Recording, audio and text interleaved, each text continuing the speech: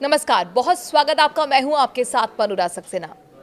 बात 8वें कमीशन की करते हैं। क्या डीए और बेसिक पे जुड़ जाएंगे? ये सवाल सभी के मन में है। दरअसल वित्त मंत्रालय ने इसको लेकर तस्वीर साफ कर दी है और क्या कहा है, इस वीडियो में आपको देंगे पूरी जानकारी। प्रधानमंत्री नरेंद्र मोदी के नेतृत्व वाली केंद्र सरकार 8वें वेतन आयोग को लागू करने के लिए लगातार कदम आगे बढ़ा रही है।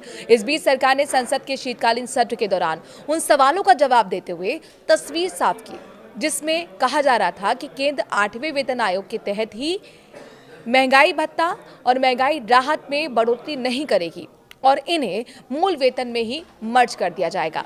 आइए जानते हैं सरकार ने इस मुद्दे पर क्या कहा है। सरकार ने कहा नो मर्जर।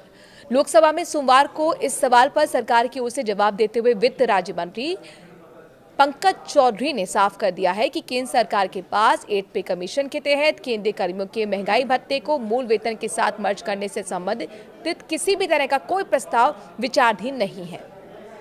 दरअसल ऐसा अनुमान लगाया जा रहा था कि डीआर में बढ़ोतरी न करते हुए इसे बेसिक पे में ही मर्ज कर दिया जाएगा।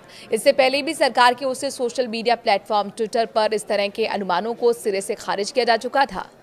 कब से लागू होगा 8वां वेतन आयोग?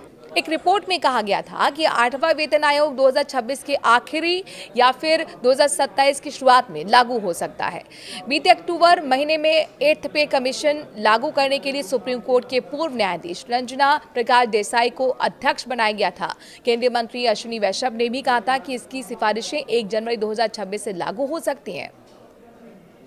1 करोड़ से ज्यादा को फायदा होगा और कितनी बढ़ेगी सैलरी, चलिए बताते हैं। दरअसल 8th पे कमीशन लागू होने के बाद देश के करीब 50 लाख से ज्यादा केंद्रीय कर्मचारियों और 69 लाख पेंशनर्स को फायदा होगा।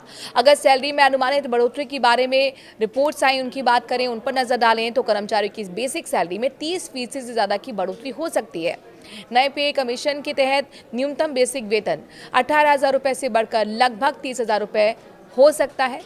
और अपने दर्शकों को बता दें कि फिटमेंट फैक्टर करीब 1.8 रहने का अनुमान है, जिससे कर्मचारी को 13% का फायदा होगा। बीते दिनों ब्रोकर्स फर्म एम्प्टिस कैपिटल की रिपोर्ट में दावा किया गया था कि इससे वेतन और पेंशन में 30 से 34% की बढ़ोतरी हो सकती है।